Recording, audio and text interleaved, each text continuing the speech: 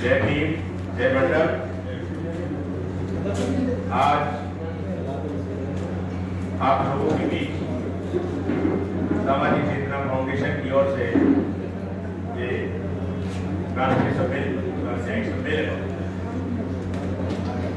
में एक सुखद अनुभूति आप लोगों के बीच में रहने की है। आपने मंच से बहुत अच्छे वक्ताओं को सुना। हमारे बीच में हमारे मुख्य अतिथि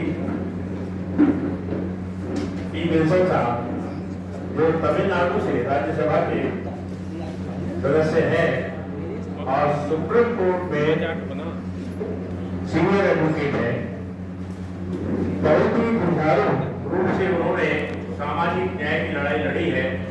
और आपको जानकर ये खुशी होगी कि नीट का जो रिजर्वेशन की कामयाबी बैकवर्ड क्लासेस को मिली है, उसमें सारा मेहनत जो की गई थी वो मिस्टर पी विल्सन की संयुक्त प्रयास सभी का होता है। जो जातिगत जनगणना की बाबत जितनी बातें आज कही गई है, वो सभी उन बातों से अवेयर भी है और थोड़ा बहुत जानकारी जब दूसरे किसी विद्वान व्यक्ति के मुख से आती है तो अपनी जानकारी का एक प्रकार से एनरिचमेंट होता है, बढ़ता है। इसलिए ऐसी गोष्ठियां, ऐसे सम्मेलन होते रहने चाहिए। प्रोफेसर रतनलाल साहब बहुत ही मुखर वक्ता है और बेबाकी से अपनी बात करते हैं। उन्होंने आरक्षण से लेकर बाबा साहब भीमराव अम्बेडकर के संघर्ष की बाबत बताया है। प्रोफेसर सूरज मंडल, आपको जानकर हर्ष होगा कि माननीय लीपी मंडल साहब, जो मंडल आयोग की रिपोर्ट से आप लोग बैकवर्ड क्लासेस आरक्षण पाए हैं, उसी परिवार से हैं और उनके पुत्र हैं। उन्होंने देखा है, वो उस परिवार से आए हैं जहां पर बैकवर्ड क्लासेस के लिए संघर्ष हुआ। प्रोफेसर राजेंद्र वर्मा लखनऊ यूनिवर्सिटी से फिलॉसफी के प्रोफेसर हैं और सामाजिक चेतना फाउंडेशन के हमारे अध्यक्ष हैं। और उनके वक्तव्य से ही आपको पता चल गया होगा कि कितने जुझारू और सामाजिक न्याय की लड़ाई लड़ने वाले व्यक्ति हैं। महेंद्र मंडल हमारे सामाजिक चेतना फाउंडेशन के सचिव हैं। इस प्रकार इस संक्षिप्त से परिचय के बाद मैं यदि अपना परिचय देना चाहूं तो वह भी एक संक्षिप्त सा ही परिचय है। मैं आपके बगल में ही सहारनपुर जिले का रहने वाला हूं और यहाँ पर देहरादून में भी चीफ जुडिशियल मजिस्ट्रेट रहा हूं। मेरा मकान भी यहाँ पर मोहित नगर में है, लेकिन में रहने के बाद आप लोगों से उतना मिलना जुलना नहीं हुआ, इसलिए मैंने आज कहा कि आप लोगों के बीच आज इस सम्मेलन में आकर मैं सुखद अनुभूति का एहसास कर रहा हूं। साथियों, सामाजिक न्याय की लड़ाई सभी संगठन लड़ रहे हैं और सभी जानते भी हैं कि सामाजिक न्याय हमें संवैधानिक अधिकारों के प्रति मिलना चाहिए। हमारे राष्ट्र के सभी स्रोतों में संख्यात्मक भागीदारी, जिसकी जितनी संख्या भारी उसकी उतनी हिस्सेदारी के भाग होने पर मिलनी चाहिए। और यह एक सामाजिक न्याय का मुख्य आधार भी है। हमारा संविधान समता, समानता, स्वतंत्रता पर आधारित है। समता समानता को लेकर जब पूरा संविधान हमारा बना हुआ है तो फिर सबकी साझेदारी संख्यात्मक भागीदारी के अनुसार क्यों नहीं हो रही है? उसी के लिए ये जातिगत जनगणना अति आवश्यक है। इसके लिए हम सभी प्रयास कर रहे हैं, लेकिन देखने में ये आ रहा है कि हजारों की संख्या में ही नहीं बल्कि लाखों की संख्या में कह सकते हैं आप कि सामाजिक संगठन बने हुए हैं। कुछ जाति आधारित है, कुछ सामाजिक न्याय पे आधारित है। उद्देश्य सबका वही है कि हमारे समाज का उत्थान हो, चाहे वो जाति आधारित संगठन हो या फिर सामाजिक न्याय का संगठन हो। लड़ाई सबकी एक ही है, संवैधानिक अधिकारों के प्रति जागरूकता और संवैधानिक अधिकारों की प्राप्ति के लिए संघर्ष। बाबा साहब अम्बेडकर ने जो सूत्र स्थापित किया था वो संख्यात्मक भागीदारी का ही एक को सपोर्ट करता है कि शिक्षित बनो, संगठित रहो और संघर्ष करो। हम शिक्षा की ओर कुछ पढ़े हैं, संगठित होने का भी प्रयास कर रहे हैं, संगठन बनाए हैं, लेकिन संघर्ष हम जो बाबा साहब ने कहा था उस तरह का नहीं कर पा रहे हैं, बल्कि संघर्ष हम कर रहे हैं अपने ही संगठनों के बीच।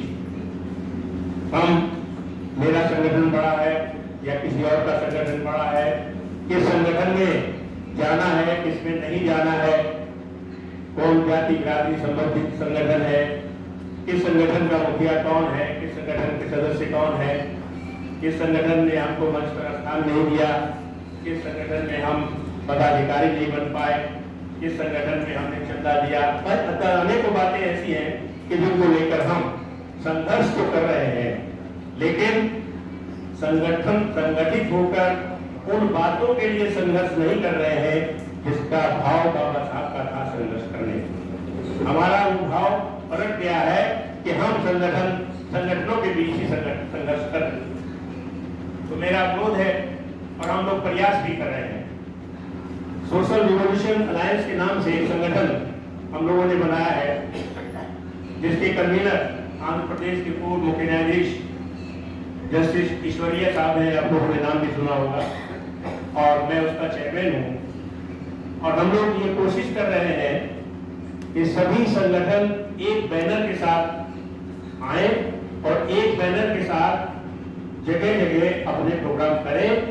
प्रोग्राम संगठन ही करेंगे, लेकिन यदि SRA social revolution alliance short में एसआरए बोलते हैं कि यदि उसके बैनर के साथ हम कोई भी प्रोग्राम करेंगे तो उससे एकता का भाव आएगा। अभी जबलपुर में 13 और 14 तारीख को हम लोगों ने एसआरए के बैनर के साथ ये बहुत बड़ा सम्मेलन वहाँ किया है और काफी उसमें लोग एकत्रित हुए हैं। मध्य प्रदेश में बहुत जागृति है, हमारे उत्तर प्रदेश में उतनी नहीं है, उत्तराखंड में भी जागृति है, लेकिन शायद उतनी नहीं है जितनी अपेक्षा हम लोग करते हैं और जितनी होनी चाहिए। जो बाबा साहब के संघर्ष वाले बात को लेकर अगर हम जागृत रहें, उतनी जागृति अभी नहीं आई है, न हम कर पा रहे। तो हम कोशिश करें कि चाहे जातीय संगठन हो या सामाजिक न्याय से संबंधित संगठन हो, सब मिलकर एक साथ उस व्यक्ति को जागृत करें जो समाज के सबसे पिछली पायदान पर खड़ा और जिसके पास बाबा साहब के द्वारा संविधान निर्माण के वक्त जो बहुत बड़ी पावर दी गई है, वो पावर है मताधिकार, वोट का अधिकार।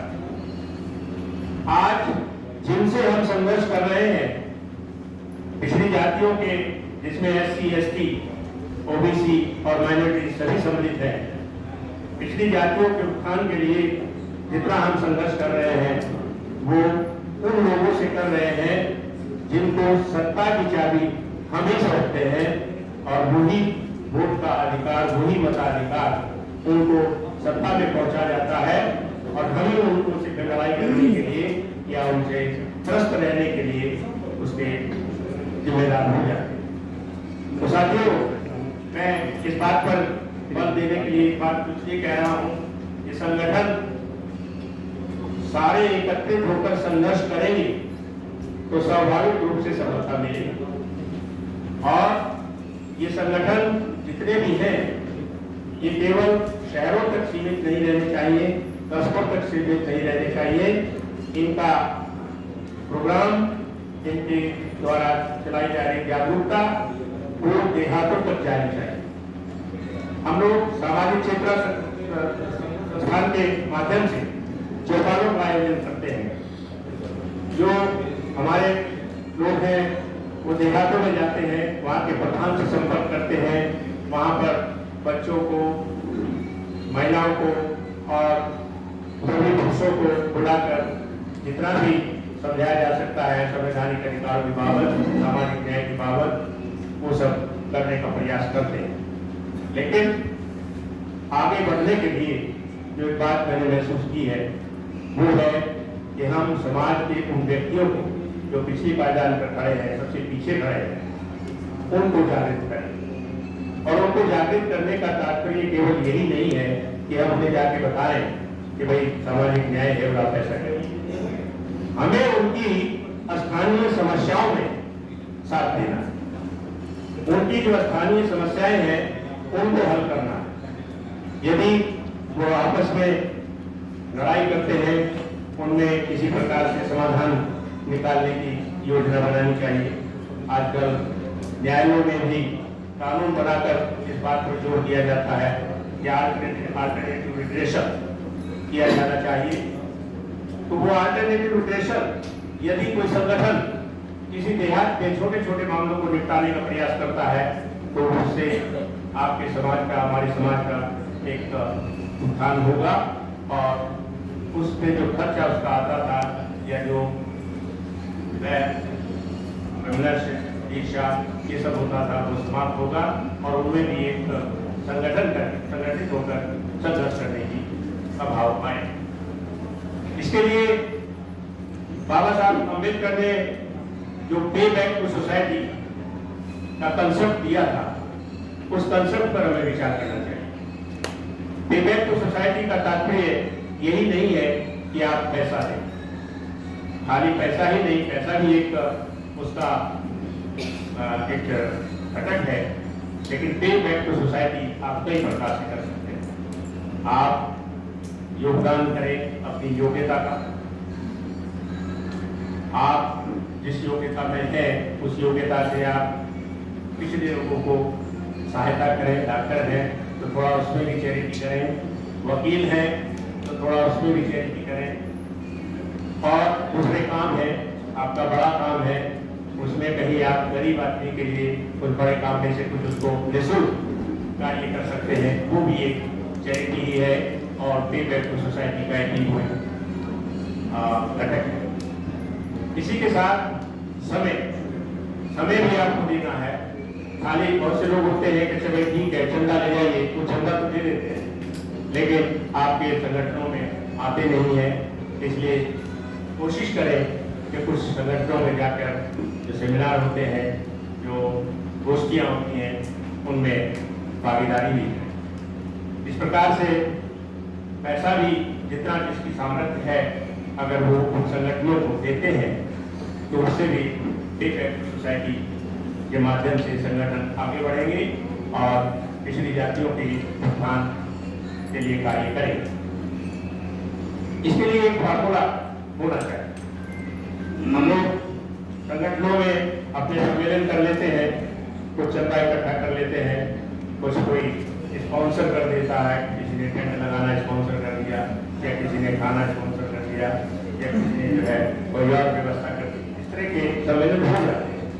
लेकिन इन सम्मेलनों से जो मुख्य बात मैं कहना चाहता हूँ कि इन सम्मेलनों से उनको लाभ नहीं होता जो व्यक्ति, हमारा पिछड़ी जाति का व्यक्ति एकदम दूर देहात में आखिरी पायदान पर खड़ा हो, हमें सहायता उसकी करनी चाहिए।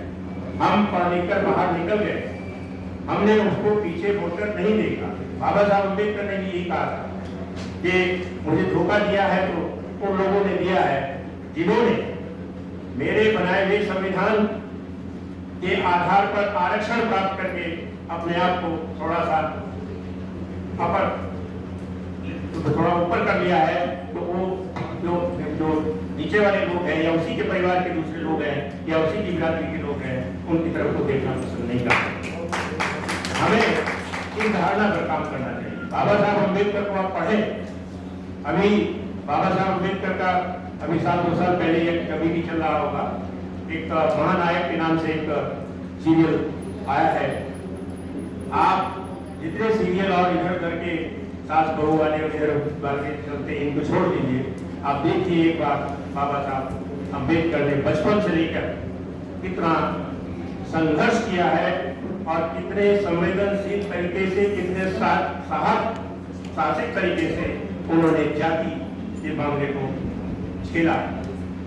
इसीलिए उन्होंने एक भाषण तैयार किया था जो देना तो था एक बहुत बड़ी सभा में, जो सभा थी सामान्य जातियों की, परंतु उस भाषण को पढ़कर उन सामान्य जातियों ने उनको बुलाना ही उचित नहीं समझा और वो भाषण एक किताब के रूप में आया है, जाति का विनाश। यदि आप लोगों ने जाति का विनाश किताब पढ़ी हो तो आप समझ सकते हैं कि हम किस प्रकार से जातियों में अभी भी उसी तरह से बटे हुए हैं। हम कोई अपने आप को थोड़ा उच्च श्रेणी का होकर क्षत्रिय कहने के से भी कहने से मतलब शर्माता नहीं या चूकता नहीं, अपने को क्षत्रिय बताने लगता है। यानी हम अपने ही शूद्र जितने भी लोग हैं, भाई 4 ही वर्णाश्रम में 4 ही वर्ण थे, ब्राह्मण, राजपूत, ब्राह्मण, क्षत्रिय और वैश्य, बाकी सब शूद्र थे। तो आप इमेजिन करिए कि क्या आप ब्राह्मण हैं, क्या आप क्षत्रिय हैं, क्या आप वैश्य हैं, और अगर तीनों आप नहीं हैं तो फिर आप शूद्र हैं। तो फिर हम उन शूद्रों में एकता का भाव क्यों नहीं देखते?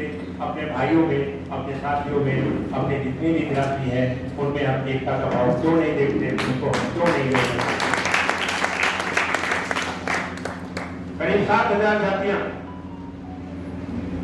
6,743 पिछड़ी जातियां हैं।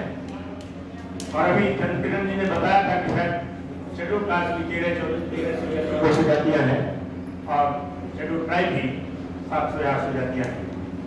इतनी जातियों में हम बटे हुए हैं अभी भी। तो ये सब जातियां उन्हीं सूत्रों की है जो चौथा वर्णाश्रम में कहा गया। तो इसलिए हमको इस बारे में संकोच नहीं करना चाहिए कि हम उस क्लास से हैं और हम अपने क्लास के उन सभी व्यक्तियों से उतना ही प्यार करते हैं, उतना ही उनके साथ मिलकर रोटी बेटी का संबंध बनाने का प्रयास करते हैं और किसी की आलोचना न करें, किसी को छोटा न समझे और कोई अपने आप को बड़प्पन में आगे न बढ़ाए, एकता का भाव रखें।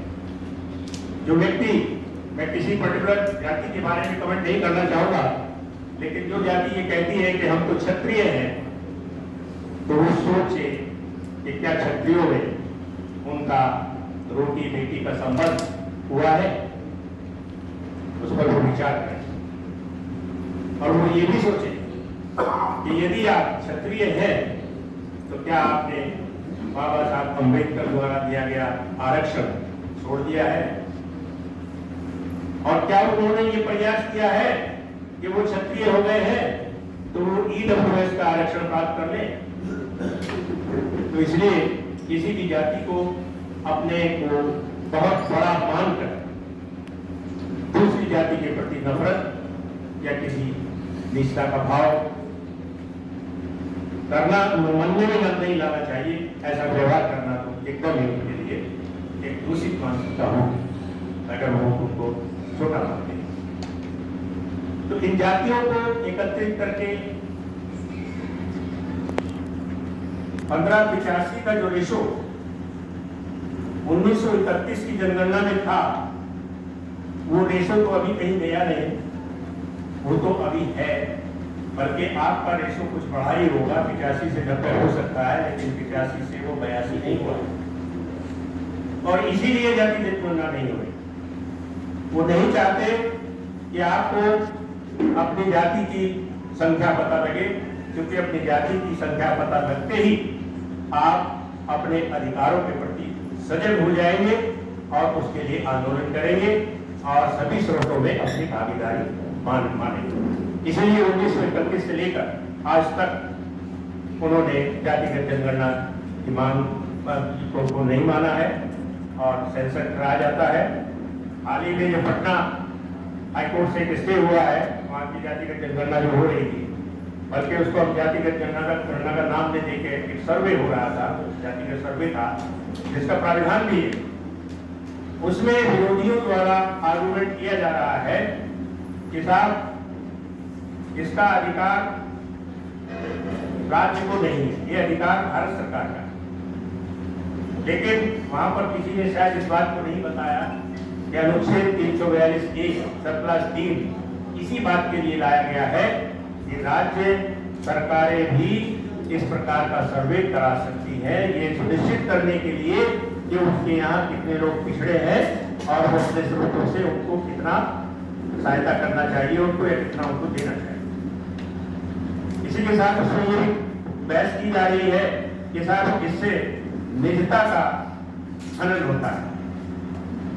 अब मुझे ये बताइए कि सुप्रीम कोर्ट जो हमारे संविधान में व्यवस्था है जनगणना की बाबत, SC/ST की जनगणना तो सर्टेन रूप से होती ही है, तो क्या उसमें निजता का भाव या निजता का जो उनका आपका अधिकार है उसका उल्लंघन हो रहा है? तो ऐसी वाहियात बातें वहां कह के और किसी जजमेंट को ले लेना और फिर बात को 10-20 साल के लिए डाल देना, पेंडिंग डाल देना, ये बहुत बड़ा कुठाराघात बैकवर्ड क्लासेस के ऊपर होगा।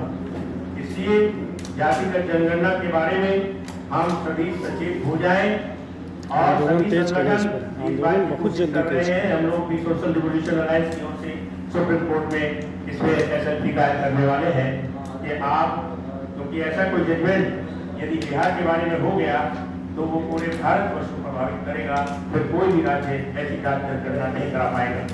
इसलिए कानूनी रूप से उस लड़ाई को लड़ना है और धरातल पर उसकी लड़ाई हम लोग सड़कों पर आकर भी लड़ेंगे और लड़नी चाहिए। जैसा मंडल जी ने कहा कि एक दिन का सांकेतिक भारत एक दिन का भारत बंद तक का आयोजन किया जाना चाहिए, क्योंकि सरकार जब तक नहीं झुकेगी, सरकार हमारी बात तब तक नहीं मानेगी जब तक हम आंदोलनरत नहीं होंगे और उन्हें ये नहीं लगेगा कि हम लोग तक इससे बड़ा आंदोलन भी कर सकते हैं।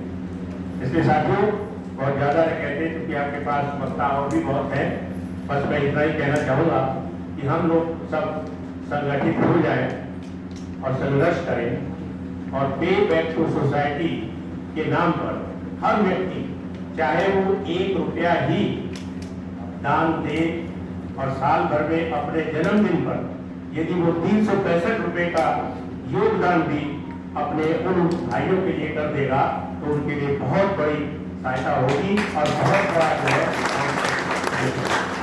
इन सबको के साथ मैं सबका आप सबका आभार प्रकट करता हूँ। जय भीम, जय मंडल, जय संविधान, जय। सभी लोग अपने जवाब